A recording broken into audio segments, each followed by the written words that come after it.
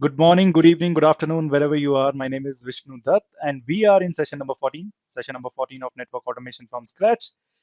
We have been talking about Python, right? In last class, we have a good discussion. We had a good discussion about Python. We were talking about how exactly CPU works, right? And that discussion was pretty interesting. If you haven't gone through it, please have a look at it because that kind of a knowledge is actually required to understand what happens when you write a program and when you execute the program. It is very, very important to understand how CPU take the instructions from the memory, how these instructions are going into the memory. Because at the end of the day, you are writing everything in the high level language, which is your maybe Python, maybe C++, and there is going to be somebody who is converting these things, right? So we had been talking about assemblers. We talked about compilers also, right? And today, as I promised in the last session, that today we are going to talk about interpreter, which is a significantly different than the compiler because it is solving a basic problem which compiler was not solving, right? So here is the agenda of today's session. So in next or you can say 1.5 hour, 1 hour, 15 minutes, we are going to cover what is interpreter. We will be breaking Python today. What is the meaning of breaking Python today? The meaning is whenever we start something new, whenever we start something big, definitely our approach is to break it down into multiple pieces, right? And we are going to cover those multiple pieces. Once these pieces are covered, we are going to combine them for a complete understanding. We had done this in past for SD-WAN, for OSPF, BGP, for every topic, whatever we have covered. And today also we are going to do the same, right? We will be breaking the Python into multiple pieces and we will be cover the multiple pieces. We will take one piece and cover it fully, then we'll go to the other one.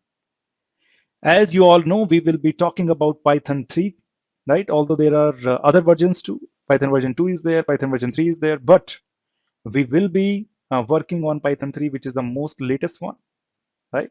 We will be working on the latest version of Python 3 and we will be talking about how you are going to interact with it. Maybe you need to install that on the Linux, whatever we are using, maybe Windows, Macintosh, or if you do not want to do anything out of it, then what are the various ways you can write a program and you can run a program.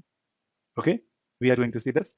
Then I will be talking about why syntax is really important in programming language. Why there is so much fuss about syntax that you cannot write anything different than whatever a programming language says. Believe me, there is a specific reason behind it, and we are going to cover that. We will be talking about values and data types for now. These are just the names for you. But believe me, I am going to make sure that these concepts, you get complete hold of these concepts because these are going to be, again, the basic fundamentals of Python. We will be talking about concept of variable too, right? And if you give me your next 1 hour and 15 minutes or 1 hour and 10 minutes, I'll make sure that these concepts are going to be with you for a long period of time, right? And you can utilize them whenever you need. So just sit, relax, have a cup of coffee, and I just need your full concentration. That is it. Having said that, let's talk about the interpreter. So I want to remind you what we have discussed, what actually the problem with the compiler, right? So actually it is not a big problem, but people says that it's a problem, right? And you can understand why it is a problem too. So as I mentioned in the last class, that at the end of the day, because we are humans, we are going to write a particular file, maybe this file one, right? Maybe this file I have written in C++ language, and then I have multiple instruction in it, which is more closer to me as a human being, right? If that is the case, then I will be needing something which is which will convert this file or the instructions I have written so that it can be understood by CPU. CPU is going to understand only ones and zeros. You all know now, right?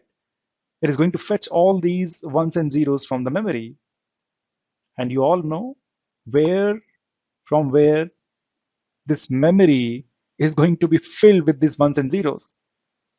You all know now that this language, which is pretty high language, which is closer to us, needs to be converted into something which is closer to CPU. Otherwise, CPU is not going to work. It is as simple as that. And that is why we need another program, right, which understand this language, which is going to take these instructions or the complete file and then convert whatever is written there in the forms of ones and zeros or the instructions which are understood by the CPU. Very, very interesting. And this program is actually known as the compiler. You all know about this, right? Compiler is going to take this complete code, convert them into a file which you call as executable file. When you say your program is compiled, the meaning is that you have created an executable file. In Windows, this file is known as with exe extension. When you double click on it, all the instructions which are in 1010 form is going to be covered, converted into the memory, and then from the memory, it can read by the CPU. We have discussed about it. We all know about it. But here is the problem. The problem was that this guy, this intermediate file, whatever we have generated, was platform dependent. And here is my problem. When I say platform dependent, what is the meaning of it? The meaning is if I have run this in Intel CPU, it is not going to run with any other CPU because the other CPU's instruction set, or if I say maybe there is another CPU which cannot understand the ones and zeros understood by this CPU. Maybe this CPU is developed by Intel, the other one is developed by maybe AMD, right? This is my problem. So this is the platform dependent. And whenever I say platform, does it really means only change at the CPU level? And that is why I wanted that you should be curious. What is the meaning of the platform? Believe me, the meaning of the platform is just not about CPU. If you combine your hardware plus operating system, then whatever you get as a unit is your platform. You should have asked these questions. What is the meaning of platform?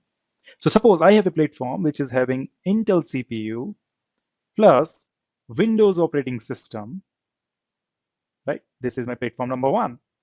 And I have a compiler C1 who has this .exe file with it, right? So this compiler was running on this platform and it has converted everything into the exe file or executable file, which is actually ones and zeros, which can be directly loaded into the memory. I can say that if I have the same Intel CPU and same Windows machine, same Windows operating system, this executable file exe can run across without any doubt, without any problem, providing the fact that the platform one should be there, the condition should be there. Although the definition of platform has some more things which I cannot explain you now, and the reason is because we haven't discussed about it. We haven't discussed libraries because sometimes the program is dependent on the libraries. Those libraries can be part of this Windows and cannot be part of any other platform, right? Or are not there on the different platforms. So if I take an example of platform number two, maybe it is running some other CPU, maybe CPU number two, or maybe AMD CPU, and it is running Linux operating system, suppose. If that is the case, then this .exe file is not going to make sense to platform number two. And the reason is that compiler has converted the ones and zeros according to this platform, right? And this platform doesn't understand that. If that is the case, whatever this compiler has done the work to convert your program into this executable file, it is not going to make sense to platform number two. And that is my problem is, and that the problem is this executable code is machine dependent, or you can say platform dependent, as simple as that,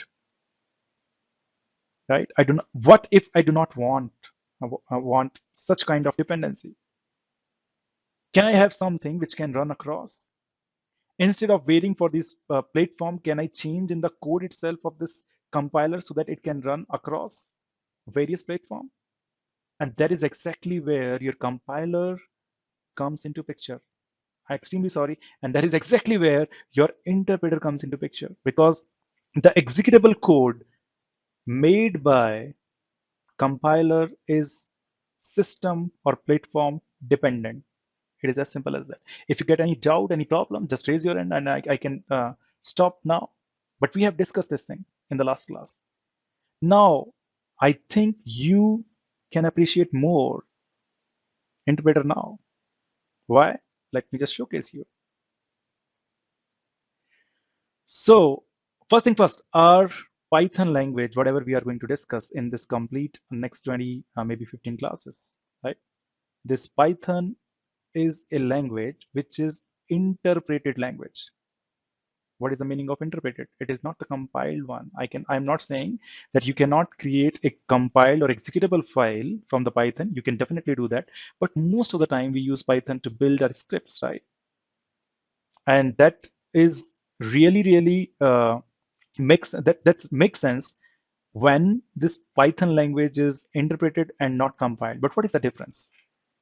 Suppose I have written this program right here in Python, right? This language, and you all know these languages, C++, Python, these are high-level languages. Why? Because these are more closer to human. Human can read and understand them. It is as simple as that. And this is the basic, whatever we have discussed till now, that if this program want to be executed, it needs to be converted into machine language, which CPU can understand. At the end, this should be the product. Doesn't matter what you write. CPU understand only ones and zeros. CPU understand only its instruction set. Maybe for it, this combination of ones and zeros means load statement. It is as simple as that, right? And the job which was done by compiler in case of C++ as taken by interpreter in case of Python. What this interpreter is doing? Actually, it is converting my high-level language into something which is known as bytecode. But what this bytecode is that the same executable file? No. Bytecode is actually an amazing file as it is platform independent. Then you must be thinking that, Mr. Vishnu, what is the meaning of platform independent here? At the end of the day, this high-level language, whatever the program I have written, is written on some specific CPU plus maybe the Windows operating system. How you can convert this thing to a bytecode which is platform independent?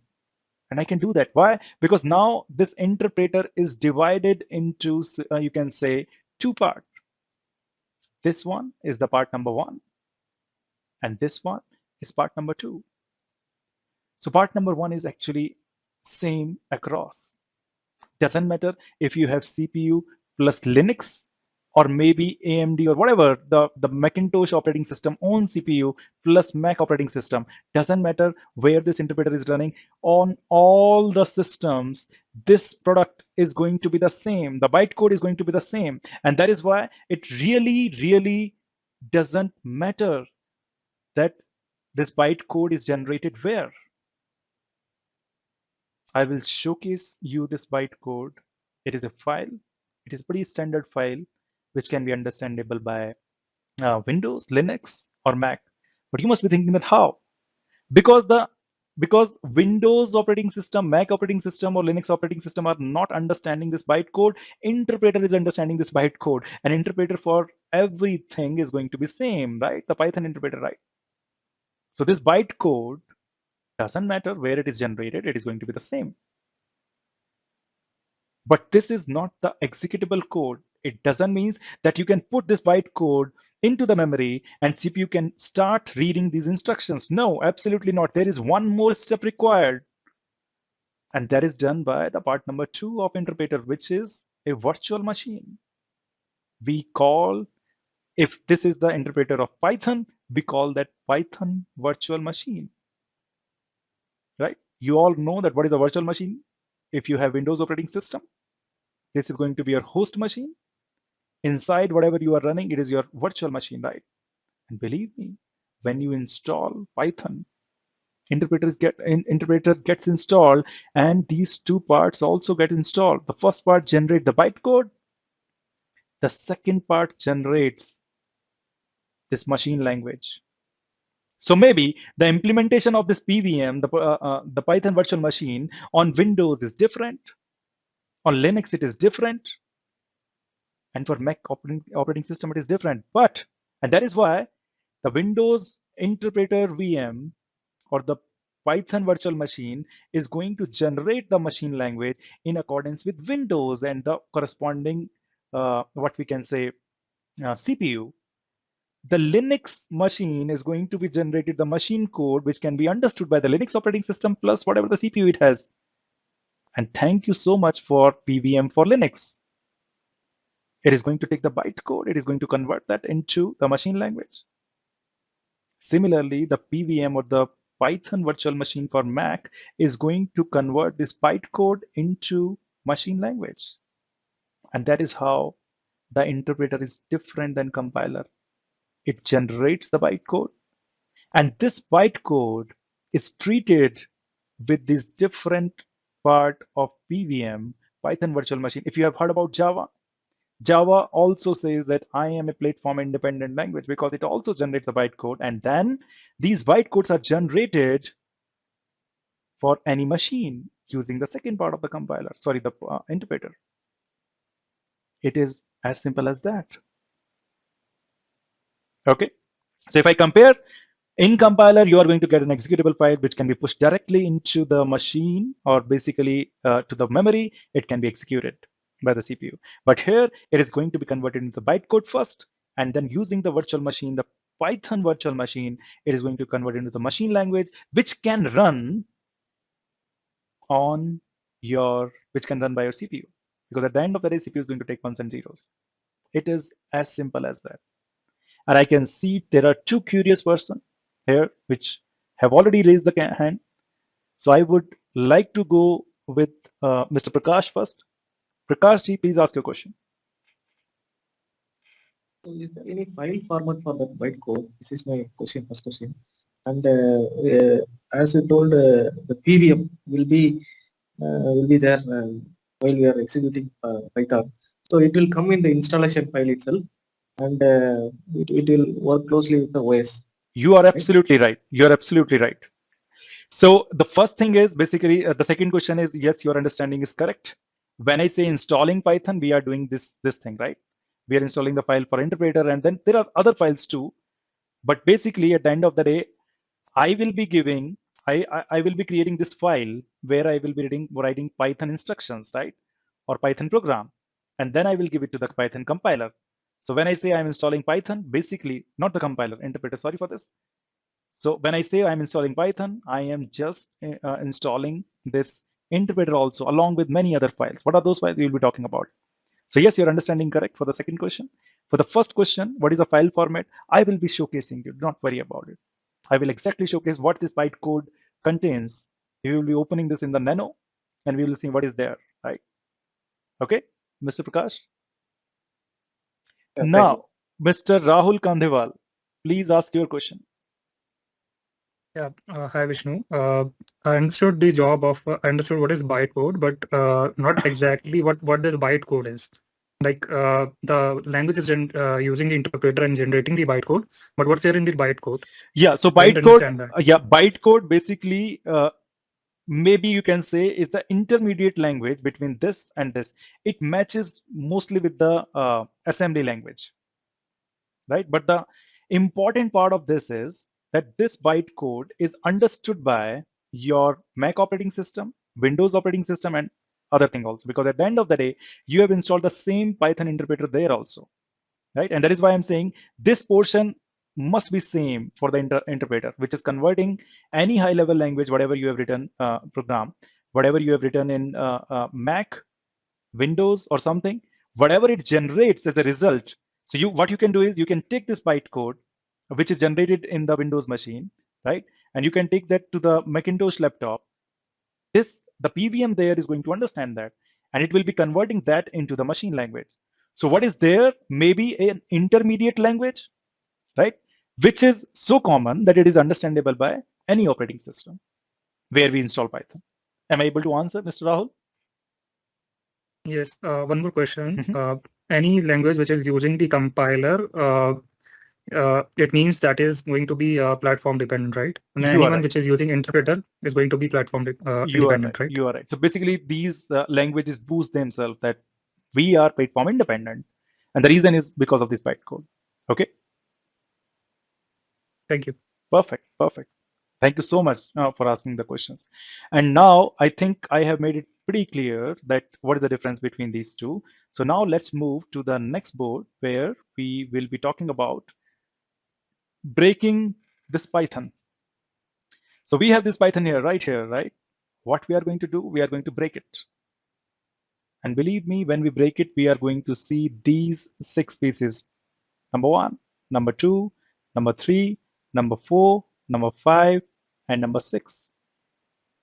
We are going to talk about them one by one. We will be understanding each and every piece, right? One by one. And once it is done, we are going to combine it. But during the process, whenever we talk about variables, data types, and operators, right, we will do some programming. Once the variable data types is finished, we will do some programming with respect to this to understand them more. Similarly, if I talk about control structure, I'm talking about if and else statement. What is the meaning of if and else, right? In our daily life, we do so many things, so many such things, right? Which are dependent on a particular condition. Means I will go office, right? If there is no rain. If there is rain, I won't go office. This is the simple logic.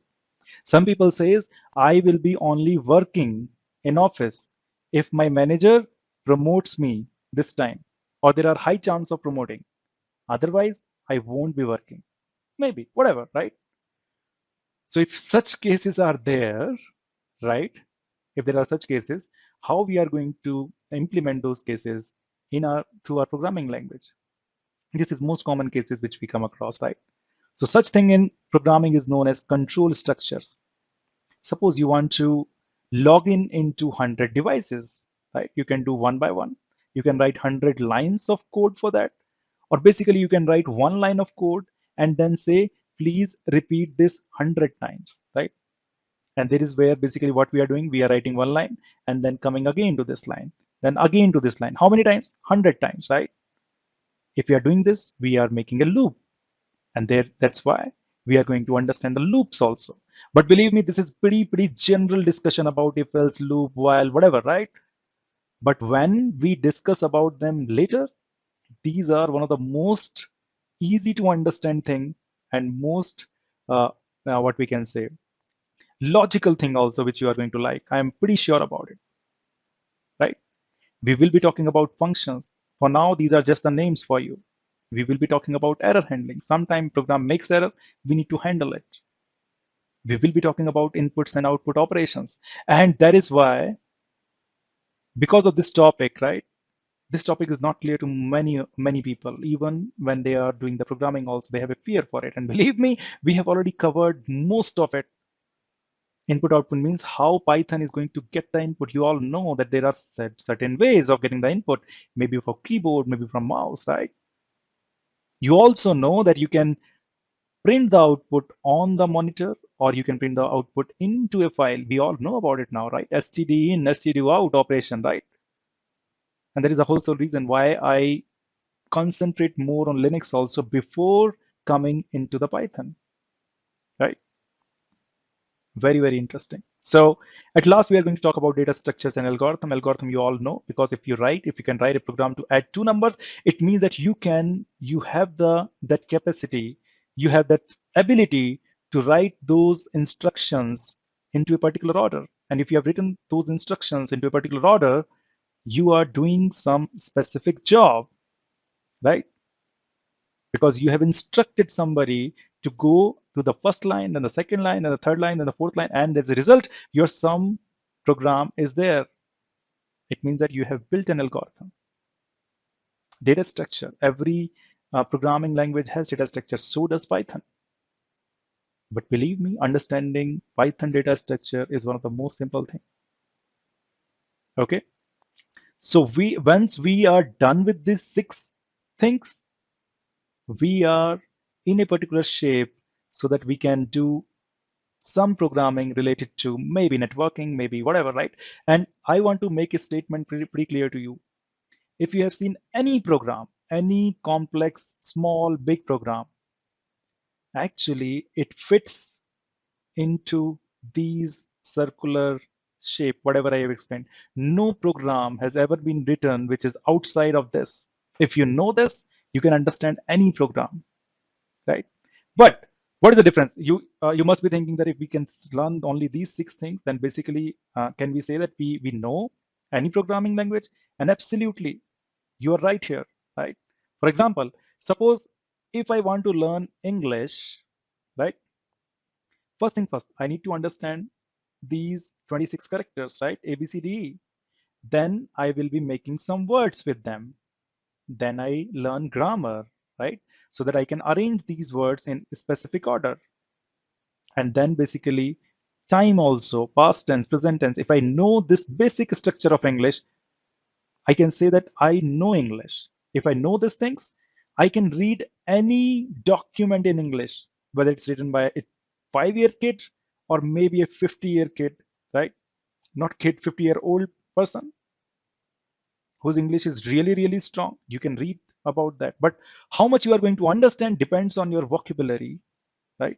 If your vocabulary is strong, then basically you can understand much. But yes, you understand the basic structure. And that is what I'm saying. If you know all these 6 circles or the concept inside those circles, you can understand any program. But yes, it depends on how much you spend time with the programming. What is your actually vocabulary in the programming? If you have a strong vocabulary or vocab, you can understand anything. But this is the basic. And the same concept goes in the networking too. If you have a solid fundamentals, you can build, you can learn anything on top of it. So these steps are going to be starting 20 steps if you want to cover the journey of 100 steps in programming, right? Let's learn them. Let's learn them in a solid way. Okay, having said that, let's talk about the third board where we are going to spend much time, right? So there are on a large basis, we have 3 operating systems, right? Python. How we are going to install Python? We need to understand this, right? So if we already have our Ubuntu machine, which is the one running the 20 or 21st version, I'm not sure about which Ubuntu machine you are using. Believe me, Python is already installed with it. If you just go into the terminal and write Python 3, it will start the Python interpreter. You can write any command here and it is going to execute it. You can write Python 3 and call a file there, give a file name. Basically, if you say on terminal Python 3 and say hello.py, py is the name of the file, sorry, is the extension of the file, right? And we already understood that this extension doesn't mean much. But yes, it doesn't mean much to the CPU, right? But it means much to you. We have discussed about it. So when you write this on terminal, Ubuntu terminal, what is going to happen? This hello.py file will be converted into the bytecode, because that is what you are saying. Mr. Python 3, take this file, convert this into the bytecode, then convert it into the machine code, and then run it, execute it. So if you have written here hello world, it is going to print the hello world. It is as simple as that. So if you have already Ubuntu machine with you, Python is already there. If the version is old, you can upgrade it for sure. But here is my point. At the end of the day, you need to write this file, which is right here. And today I'm going to teach you just one statement. If you write print and then these 2 brackets, and under these quotes, if you write anything, Python is going to print that. Print whatever you write inside this onto your terminal. So if you write hello world, right, which is mostly our first program when we start programming, if you write hello world, right, inside this file, and if you say Python and then call this file or basically ask this file, so basically you are saying that Python, please run this file for me. Python language is going to convert this file into the bytecode and eventually to the machine code, and it will print hello world. It means that Python compiler know what is the meaning of this print. And that is why it is going to convert this print into 1010, which can be understood by the CPU. And then the CPU is going to print this to your terminal. It is as simple as that, right? So we will be taking this example in many forms today to understand how we can get the Python installed on our system, right? And how we can work with it. So basically, at the end of the day, you are responsible for writing this file only, and then Python is responsible to convert this file into the machine code so that it can be executed, right? But how you are going to write this file? And you must be thinking that I am an expert now in Nano Editor. I will open a file in the Nano Editor and write print, whatever you have told me, right? But this is good. You can use Nano, but there are some other editor also, which can be very, very interesting, right? And you can get that, you can see why they are interesting when you start working on them. Because these editors identify the code also. When you make some mistake, in their color coded form, they will show that this doesn't make sense. So use your brain. Now you are not doing which is something which is good, right? So most of the guys I have seen in this programming world are using VS Code, right? And I have tried it. It is pretty good, right? You can install VS Code on your Ubuntu machine also if you want, right? So if you have an Ubuntu machine, believe me, Python is already there. The second way is if you have Windows machine, what you can do is you can install Python. How to do that? Do not worry. I will be guiding you through step-by-step process today. Where you are going to find the Python code, it is right there in the Python org site. We will be installing VS Code also. I will be showcasing you how you can build the this complete environment in the Windows machine. If you have Ubuntu, that is perfectly fine. If you want to make on the Windows also, it is perfectly fine. If you have Mac operating system, believe me, again, Python is there. Just start running. If it is on an old version, maybe upgrade it. Use VS Code or maybe other code, any any other editor also. It is as simple as that. If you are so lazy that you do not want to install, you do not want to work on Ubuntu, this one and this one, there is another way too. There are many websites available on internet, right? And these website gives you the flexibility to write the code in your browser itself. So basically, if you are using this Chrome browser, what they can do is you just need to go to their website and they are going to divide this screen into multiple portions. Here you can write your code. Just a click of the button, you can run your code here. That is it. So I do not want to hear this thing that Mr. Vishnu, we did not have the resources available to Python. There are many, maybe 20 or 30 of such websites available. You do not need to install anything on your Ubuntu machine, Linux machine. And for the next, the Windows machine or the next 20 classes, we are not network engineers. We are just the programmers. We will be understanding the Python. We will be learning Python. We will be understanding those 6 circles, which we discussed in the last board. So it doesn't matter if you are writing program in the Python, in the Ubuntu machine or the Windows machine. I just want that you, whatever the topic we are working on, just try to write a program, and we will be, maybe in every class, we will be writing some code, right? And it is going to be very, very interesting if you do it along. There are many ways you can do. But now I am starting you that how you are going to install Python language into Windows, and how you are going to install the VS Code and then basically run program there, right? So here is my browser. What you need to write here in the Google, first thing first, we are writing Python. So the first website it is going to give me is this one. I am going into the downloads. Inside the downloads, you can see download the latest version for Windows, which is 3.11.3. If you do a click here, you can download this file, right? The same thing is for VS Code. If you go here and write VS Code,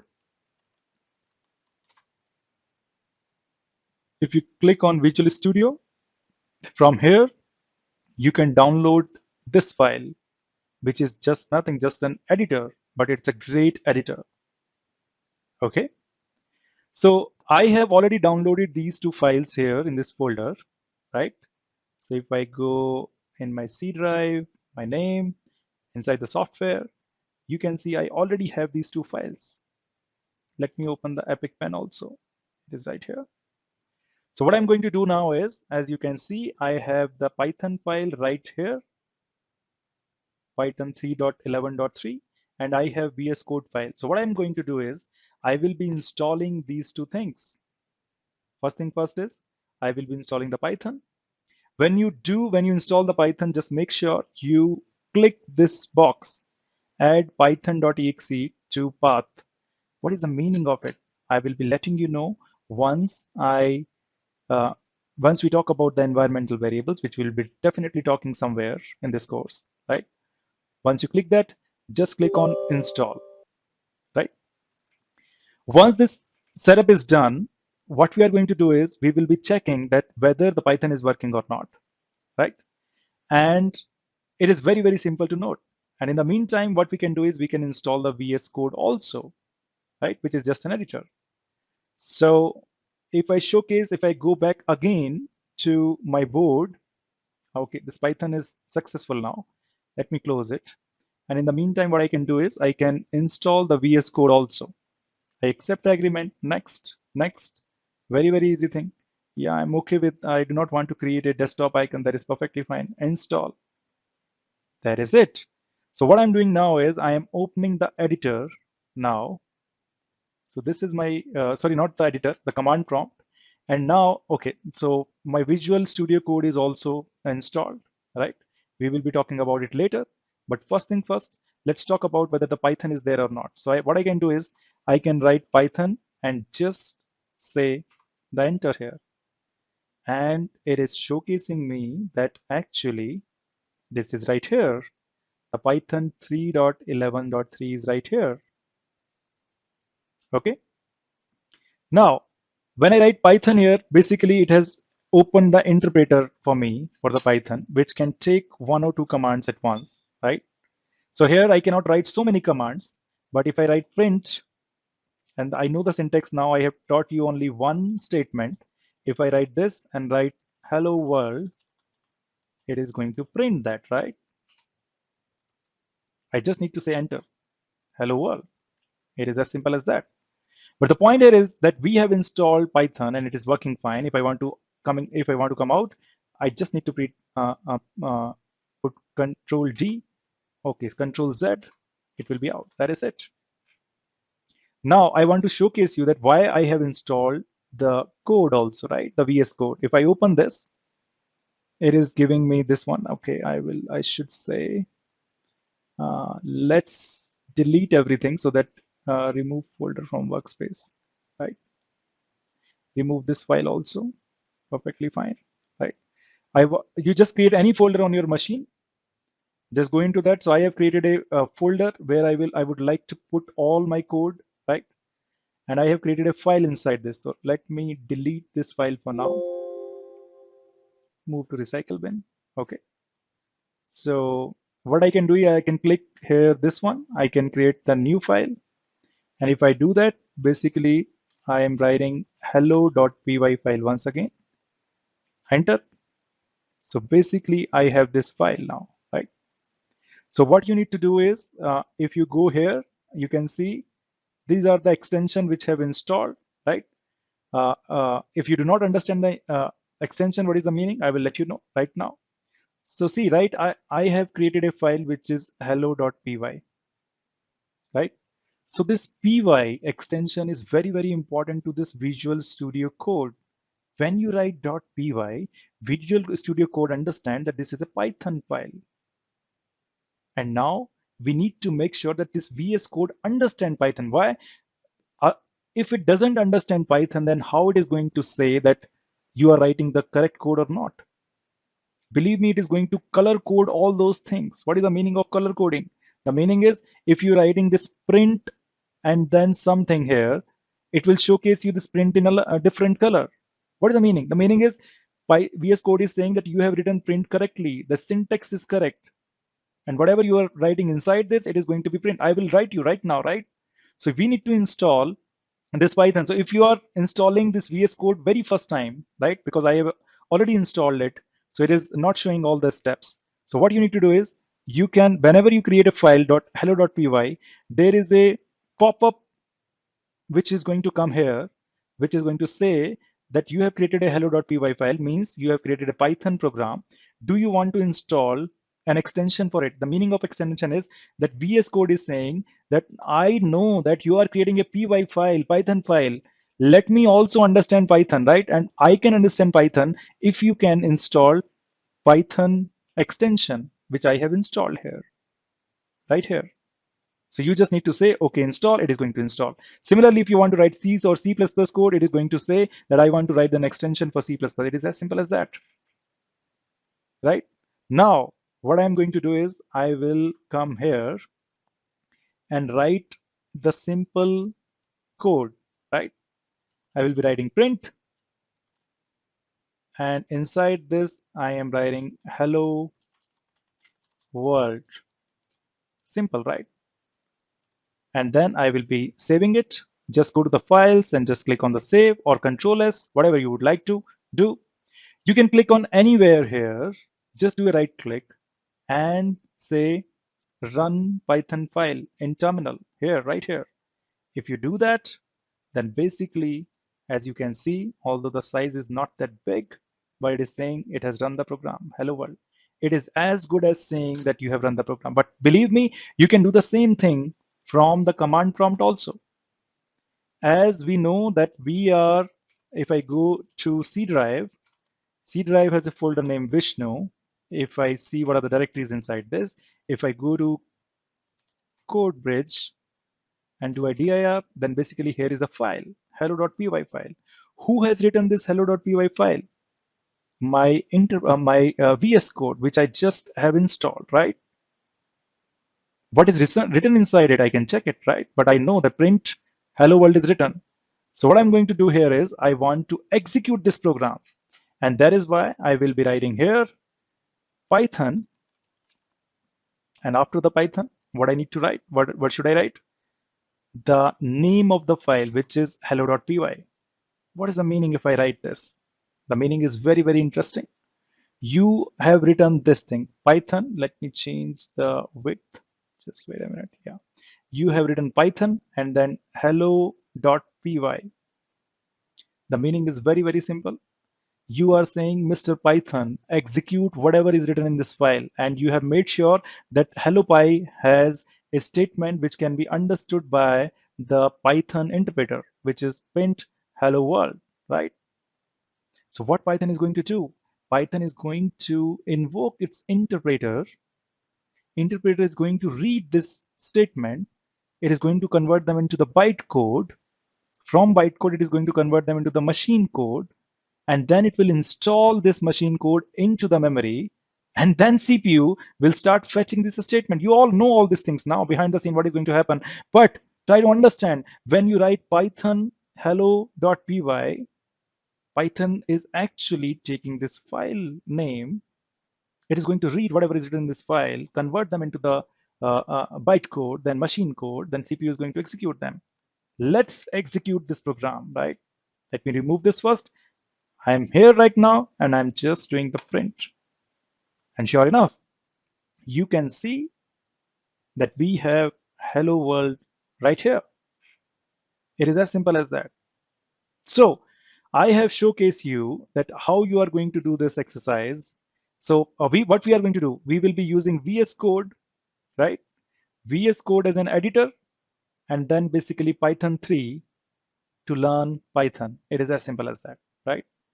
But there must be some guys here who are not comfortable installing Python. I'm not sure why on that machine. So there is a separate way for them also, right? If I go here, as I mentioned, that there are many websites available where you can go and directly start your programming journey. One such site is your Replit. If you go and write Replit, right? Just open this, just log in, right? I will choose the Google and I have created an account there also, right? You have to create my Replit and basically I have already created it. It's a very, very simple thing, right? So as I mentioned, what it is going to do is it will be creating your screen into, if it will be having your screen into two parts, right? One is this one where you can write your programs, and here basically you can execute your program. It is as simple as that, right? So what I have done is I have created an already file main.py or basically hello.py, whatever you can say, right? And now what you need to do is you just need to say run, right? And if you say run, basically it is your output is going to be right here. You have clicked on this run, you have written only single statement, and here is the output at the console. It is as simple as that. Very, very easy. But if you want to check this, that this is again a Linux machine, and that is why I wanted to make sure that you understand Linux. So basically they are giving you this Linux machine, and right now you are in the home directory of the basic programming. This, who has created this? This file, this directory, this operating system, this is done by Replit guys, right? They are giving you this console, this shell. They are giving you this editor also. Very interesting editor. If you can see that it has identified the print and basically hello world in different colors. So basically this editor also identify the py file, right? Just like your VS Code. See the color pattern here inside the brackets. Whatever is written is in some orange color. So it understand, right? That basically it understand the Python. Print, it understand. It's a keyword. What is the keyword? I will let you know. Okay. So here, if you see, these guys are providing us absolutely free of cost the Linux machine, right? If I do ls here, you can see that there are so many files, right? I have created hello.py file, right? So let me read what is written in hello.py. If I open, it is written only print hello world, right? If that is the case, can I run it? I can definitely run it. I am pretty sure that the Python is there. So if I write Python 3, yeah, sure enough, the Python is there, right?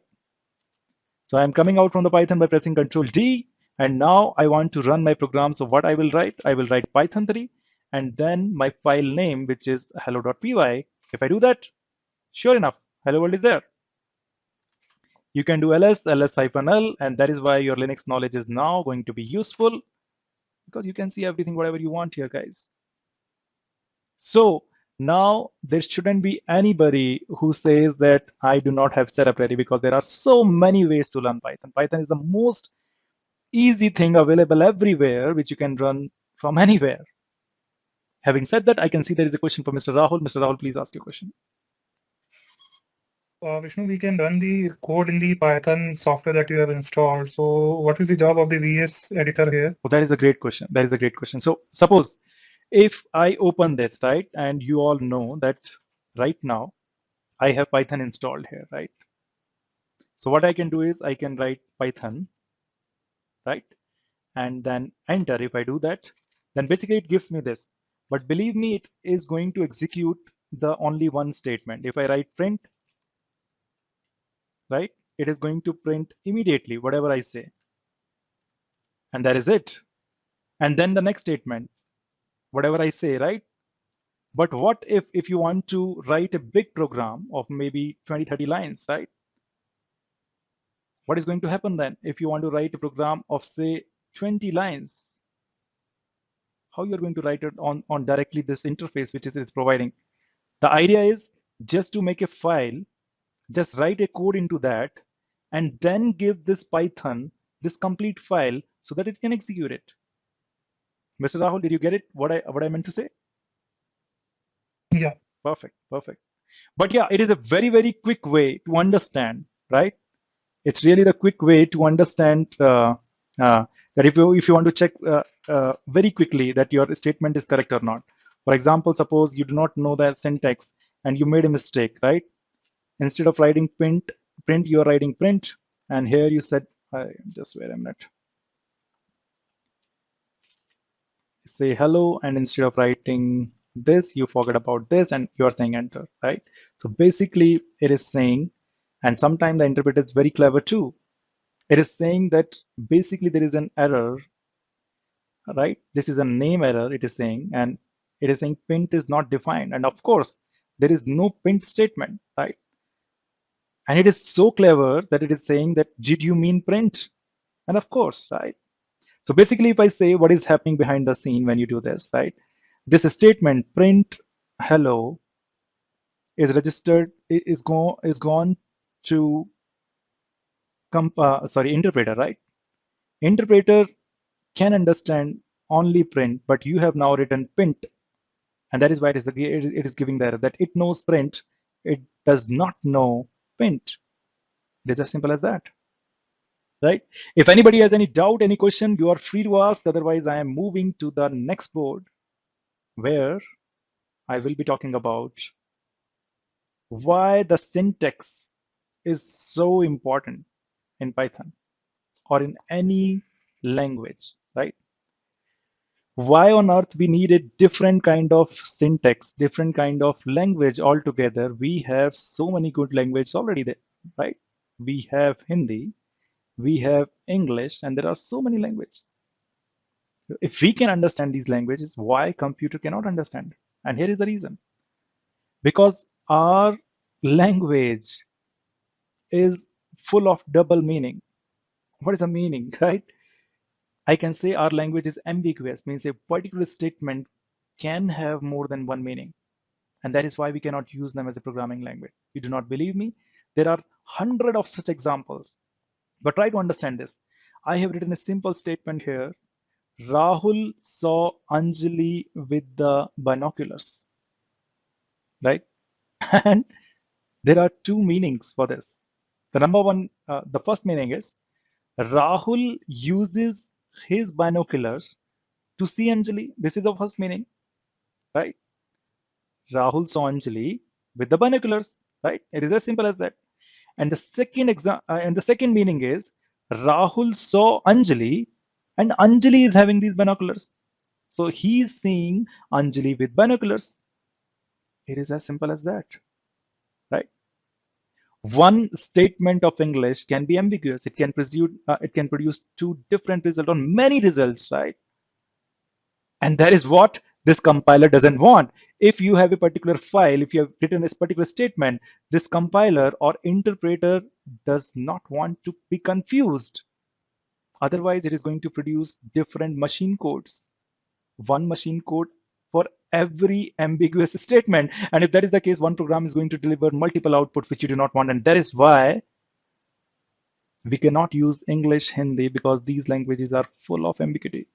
Even I have seen people, and I'm not laughing at them, but this is a problem with the language. If we have written a 300 page of article or 300 lines of article, believe me, if you give them to 3 different people or 5 different people, it might be the chances that this few people get totally different meaning out of it, right?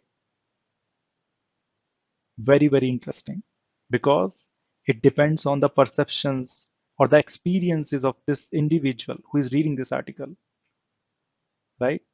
So we do not want such ambiguities in programming language, and that is why we had to create a new one, right? Which is going to give me only one result. And I can prove you that the normal languages are full of ambiguity. But if we talk about mathematics, suppose mathematics is not ambiguous at all. If you see this statement 2 plus 3 is equal to 5, you can show this statement to anybody who understands mathematics, right? Anywhere inside this world, 2 plus 3 is equal to 5. This is making only one sense. This statement is correct. 2 plus 3 is equal to 5. Absolutely, no doubt about it. But if I say the second statement, 2 is equal to $5 plus minus 3, it doesn't make any sense. And that is why if you showcase this to anybody who knows mathematics, he's going to say, no, dude, it is not making any sense. It is as simple as that. Similarly, if we talk about chemistry, we all know H2O is the symbol of water, right? We all have read about this symbol, right? But if I showcase you ZZ2X, it is not going to mean anything, right? It means that the language in the chemistry is also the formal language. Formal language or formal languages do not have any ambiguity. You are going to make, or you are going to get only one result out of it, right? One specific meaning. And that is what this special statement means. This is from the high level computer language, which is again the formal language, which says print hello world. That there is only one meaning to it. Whatever you are going to write inside this double quotes, it is going to be print as it is. Compiler understand that somebody has written print. What I need to do is I need to print whatever is written inside this double quote. It is as simple as that. Although I have created some more boards also, like variables, but those are going to take another 20-30 minutes, and that is why I would not start those topics. So thank you so much for attending this class. Basically, on the long weekend, I didn't have any hope that many people are going to join, but I think many have joined. So thank you so much for being a wonderful audience too. If you have any doubt, any question, please do ask. I am here. Anybody, any doubt, any question? Okay, so if you are good, then I am good. See you next week at our own time, right? Bye for now. Have a great weekend ahead.